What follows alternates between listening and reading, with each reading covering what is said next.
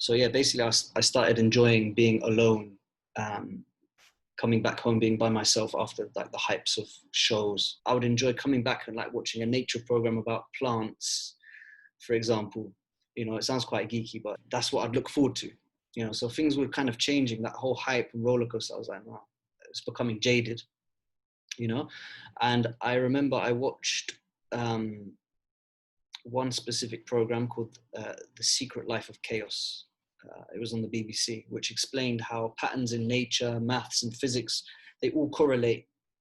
And you can find like the same patterns matching for example, in the courses or the rivers flow into the shape of the veins in a leaf, or even the way in which a broccoli grows, you know, and compared to like how trees grow in the rainforest, and all of these mathematical correlations between them, you know, and the veins in the human body, the nervous system, how everything is connected. Even they mentioned the sand dunes and the way that the sand dunes form and the planets align, you know?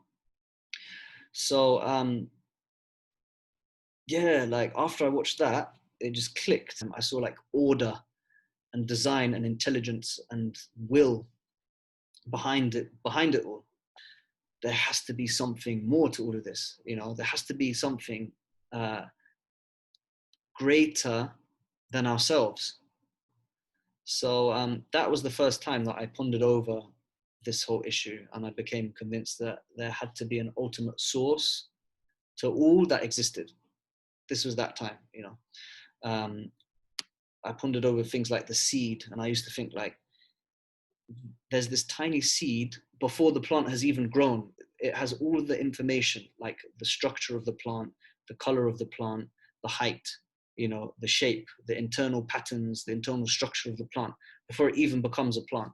It held all this information, and even it held like information regarding like what circumstances it will start to sprout, the right amount of sun, water, nutrients, temperature. And I thought, like, how are they telling us that this dead inorganic matter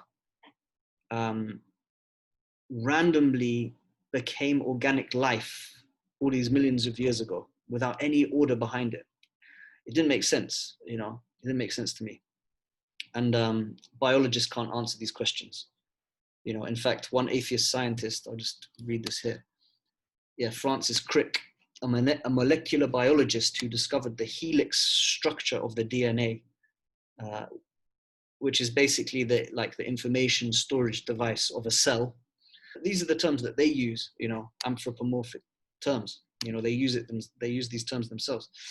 He was so perplexed by this structure and the sophistication and the apparent design of it that he mentioned that it couldn't have been a product of random chance. And rather he suggested, he was an atheist, by the way, he suggested that it must have been some form of alien intervention, because this is too complex. Anyway, you know, the question can be asked, who designed the aliens? Who designed their DNA? You know, was that another alien intervention behind that? This is the main problem that the atheist naturalist is faced with, the one that believes everything is a product of random natural processes, is how blind, physical, random matter can create an information storage device more complicated than anything we have ever made. Allah subhanahu wa ta'ala mentions, Allah says in the Quran, if you obey most of those upon earth, they will mislead you from the way of Allah. They follow not except assumption, and they are not but falsifying. They do nothing but assume. You know, when you get to the core of a lot of these, the philosophies and the so-called evidences that they bring, which often take U-turns throughout history, you see that there's just a whole lot of assumption, you know, sometimes based on ideology, sometimes based on money, sometimes based on political narrative,